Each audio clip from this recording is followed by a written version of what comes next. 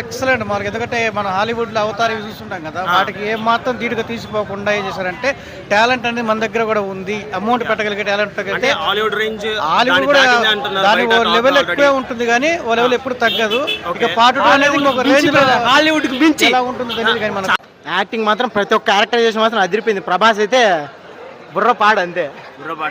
Already మనం Prabhas acting గురించి తెలుసు, సలార్ ఇవన్నీ మనం దీంట్లో క్యారెక్టరైజేషన్ డిఫరెంట్ బ్రో, అన్ని సినిమాలతో పోల్చుకుంటే ఇది డిఫరెంట్ వరల్డ్. మళ్ళీ వింటేజ్ బాక్స్ ఆఫీస్ అసలు ఏముంది పక్కా